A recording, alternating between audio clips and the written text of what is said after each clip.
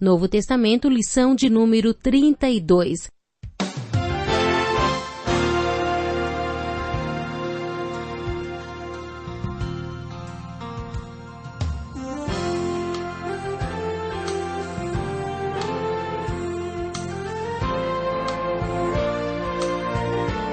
Vivemos em um mundo onde a onda de terror e desastres tentam roubar a nossa paz, onde o mal sempre está tentando prevalecer. Mas vemos pela palavra de Deus desde o Antigo Testamento que o cuidado de Deus para com aqueles que o temem e o buscam é muito real e permanente. Fique atento a mais um programa Encontro com a Palavra. Aqui apresentamos a palavra de Deus como resposta a todas as mais difíceis questões da vida. Agora com você, Pastor Edson Bruno.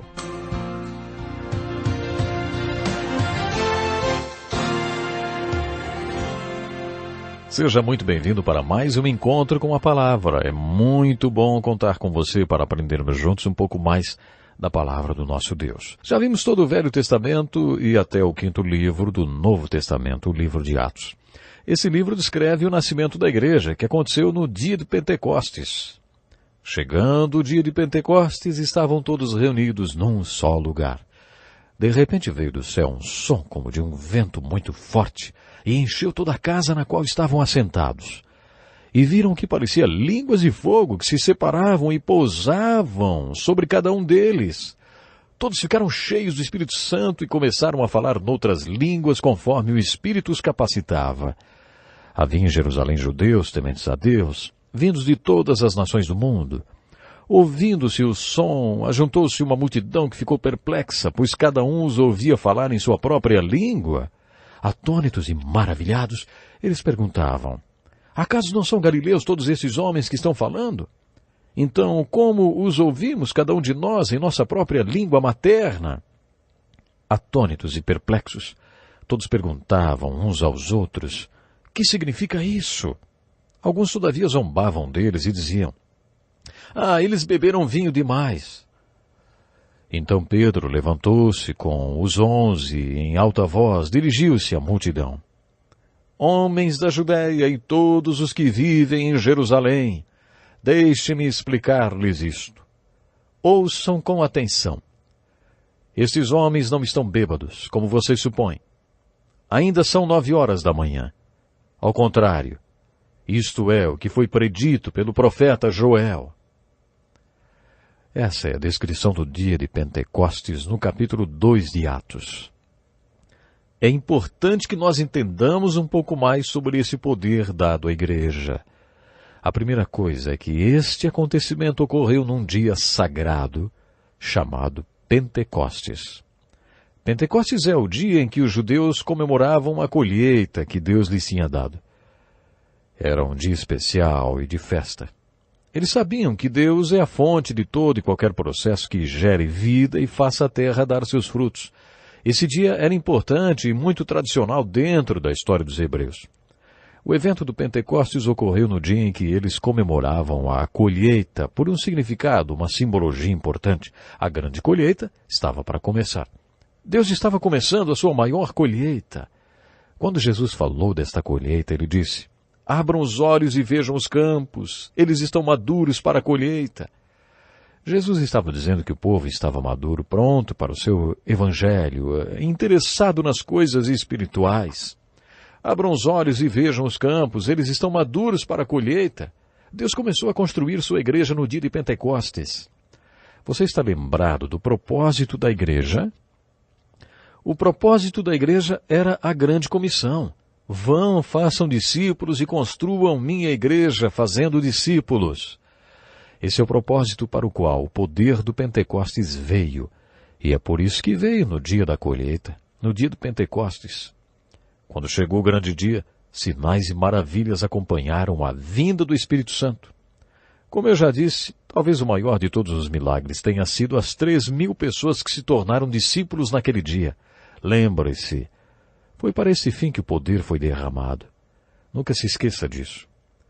Mas outros sinais também fizeram parte da vida do poder pentecostal. Houve um som, um barulho como de um vento muito forte. Esse barulho foi tão forte que atraiu as multidões que vieram para ver o que estava acontecendo. Talvez tenha sido como o barulho de um furacão ou alguma coisa parecida. Depois disso, línguas de fogo vieram, se separaram e desceram sobre cada um que estava profetizando, e as pessoas falavam em outras línguas. O interessante a respeito deste fenômeno é que todos entendiam o que estava sendo dito. Não importava que língua era falada, todos entendiam. Existem 2 pontos importantes sobre o dia do Pentecostes que nos ajudam a entender o seu significado. A primeira pergunta que fizeram foi: que significa isso? Quando Pedro disse: deixe-me explicar isto. Isto é o que foi predito pelo profeta Joel. O que Joel profetizou foi que nos últimos dias Deus derramaria seu Espírito sobre seus filhos e filhas, e que eles profetizariam. Lembre-se do que aprendemos quando estudamos os profetas. Um profeta é alguém que fala por Deus ou através de quem Deus fala. Profetizar é falar por Deus. Quando Moisés foi para o Monte Sinai e intercedeu pelo povo, foi um profeta. Quando Deus deu a ele uma palavra para o povo, e Moisés chegou lá embaixo com aquela palavra de Deus para o povo e a anunciou, ele foi um profeta. Deus falando através de um homem é profecia. No capítulo 2 de Atos, a mensagem veio através do milagre de línguas e foi uma profecia. Esta profecia era uma mensagem de Deus para os homens. O capítulo 14 de 1 Coríntios no Novo Testamento é um texto que fala sobre línguas. O dom de línguas sobre o qual Paulo fala nesse texto parece ser diferente das línguas faladas no dia do Pentecostes. O texto de 1 Coríntios diz o seguinte: pois quem fala em uma língua não fala aos homens, mas a Deus. De fato, ninguém o entende. Em espírito fala mistérios. Essas são as palavras de Paulo. Nesse caso, a pessoa não fala línguas, mas mistérios. Portanto, não fala para homens, e sim para Deus. A pessoa está falando com Deus, não com homens. Os homens não conseguem entender porque fala mistérios no espírito para Deus. Essa manifestação de línguas é diferente da ocorrida no capítulo 2 de Atos. Pedro disse: isso é profecia. Foi o que o profeta Joel disse que aconteceria, que os filhos de Deus profetizariam quando o Espírito de Deus fosse derramado sobre eles. Isto aconteceu no dia de Pentecostes. Essa profecia superou a barreira dos idiomas e foi dirigida aos homens. Parece-me que no texto de 1 Coríntios 14, o dom de línguas é outro assunto. O dom de línguas naquele texto parece ser uma linguagem de oração, que permite que expressemos a Deus o que só é possível através da manifestação de línguas. Em Romanos 8, Paulo fala assim, o Espírito nos ajuda em nossa fraqueza, pois não sabemos como orar, mas o próprio Espírito intercede por nós, com gemidos inexprimíveis. O Espírito Santo pode controlar nossa língua e expressar coisas inexprimíveis. Esse é o dom de línguas. Entretanto, o que aconteceu no livro de Atos, no dia de Pentecostes, foi um sinal, uma maravilha que veio junto com a vinda do Pentecostes. Essa manifestação de línguas era outra coisa. Esse dom de línguas era profecia. Lendo o livro de Atos, descobrimos que aconteceram várias experiências de Pentecostes. Houve um Pentecostes quando o Evangelho começou a se espalhar em Jerusalém. Quando a mensagem foi para Samaria, houve outro. O Espírito Santo veio outra vez, como veio no dia de Pentecostes. Depois o Evangelho rumou para o mundo gentil, não judeu, como lemos no capítulo 10 de Atos. E aí houve mais um Pentecostes. Quando foi para a Europa, também aconteceu uma experiência muito bonita, uma intervenção divina no ministério de Paulo. Essa experiência o impediu de ir para a Ásia e o dirigiu para a Europa. Depois, quando o Evangelho se espalhou pela Ásia e foi para Éfeso, houve outro Pentecostes. O livro de Atos relata vários Pentecostes. Procure identificar cada um deles. Observe como cada um está relacionado com o propósito da igreja, que era e ainda é a grande comissão. Mas receberão poder quando o Espírito Santo descer sobre vocês, e serão minhas testemunhas em Jerusalém, em toda a Judéia e Samaria e até os confins da terra. O Pentecostes se manifestou de várias maneiras à medida que a grande comissão foi sendo cumprida. Observe mais uma coisa enquanto estiver estudando o livro de Atos. Observe os padrões que surgem na primeira geração da igreja. Apenas recapitulando, observe o propósito da igreja, a promessa para a igreja, o poder da igreja. Observe a performance da igreja. Observe a pregação e o povo que compõe a igreja. Além disso, observe também os padrões que se estabeleceram no surgimento da igreja, porque esses padrões se tornaram exemplos para nós sobre quem tem chegado o fim dos tempos. Observe principalmente o padrão da própria igreja. Podemos chamar este padrão de as marcas visíveis da igreja invisível. Você sabe se a igreja da qual você faz parte é uma expressão visível da igreja invisível? Os teólogos afirmam que existem marcas da igreja visível e da igreja invisível, ou da igreja universal e da igreja local. Paulo escreveu, a igreja que está em Corinto, lembram? A igreja de Deus é invisível, é mais do que uma organização, mas a igreja que está em Corinto é local. Esta é visível e é uma expressão da igreja invisível. O Novo Testamento nos fala que quando nascemos de novo, somos batizados pelo Espírito Santo no corpo de Cristo. Passamos a ser filiados à igreja invisível no momento em que nascemos de novo. Mas dentro dessa igreja invisível, filiamo-nos a uma igreja local, que é uma expressão visível da igreja universal invisível. Nesse sentido, como podemos saber se a igreja local a qual pertencemos é continuação da igreja do livro de Atos? Atos é o livro da história da primeira geração da igreja. Você está lembrado que em Mateus 16 Jesus prometeu que as portas do inferno não prevalecerão contra a igreja? A próxima marca é a comunhão.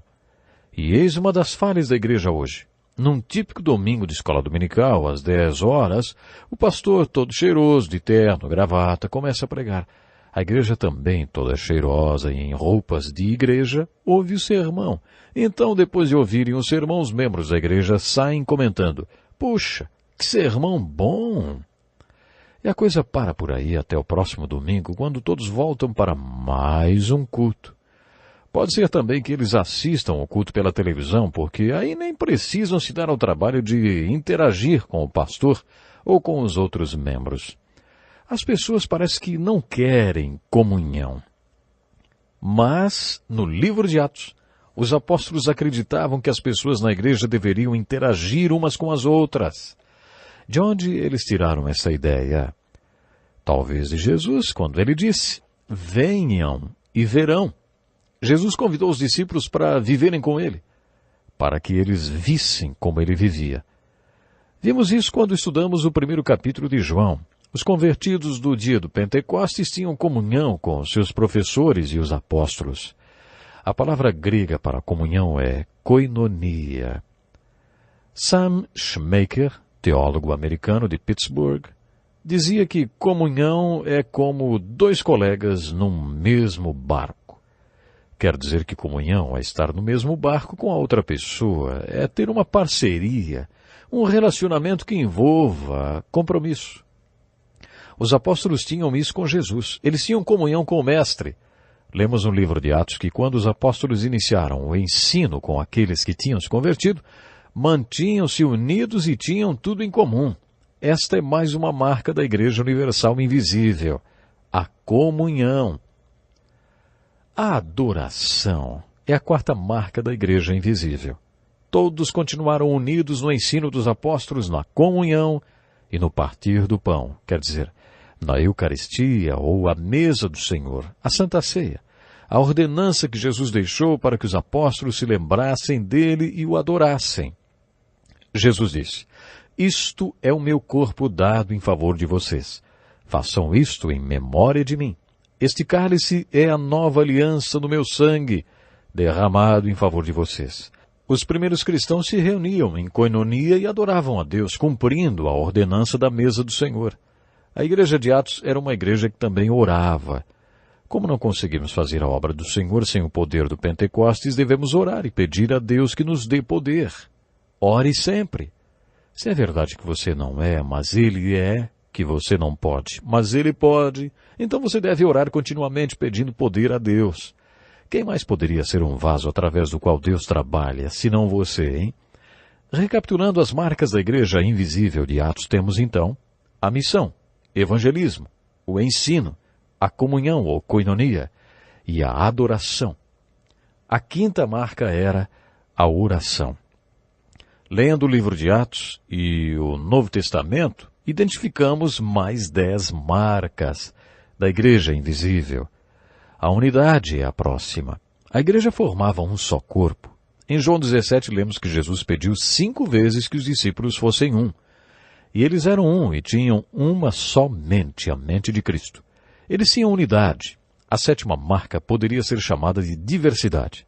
Eles tinham unidade, mas não tinham que rejeitar a diversidade.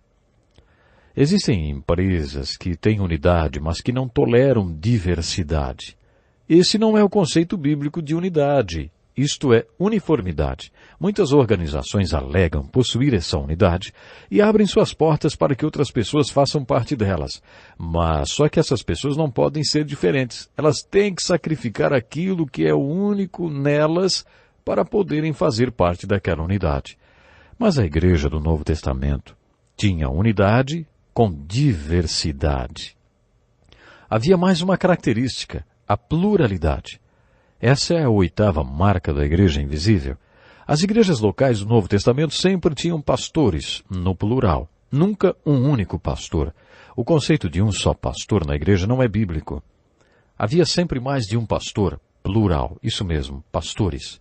Uma pluralidade de pastores. Todo o trabalho da igreja do Novo Testamento era de responsabilidade de todos os membros da igreja. Havia pluralidade nesse sentido, uma pluralidade sadia. O conceito de que a igreja deva ter profissionais no seu trabalho, isso tem tornado a igreja deficiente. As pessoas preferem pagar para um profissional se envolver na obra. Sabe, a igreja perde muito com isso. A igreja do Novo Testamento tinha uma pluralidade de liderança que entendia que o trabalho da igreja é responsabilidade de toda a igreja. A nova marca visível da igreja invisível é a empatia ou o amor prático. Era isso que o mundo percebia de diferente na igreja do Novo Testamento. Puxa, como eles se amam! Será que as pessoas falam isso da igreja de hoje? Será que posso falar isso da minha igreja?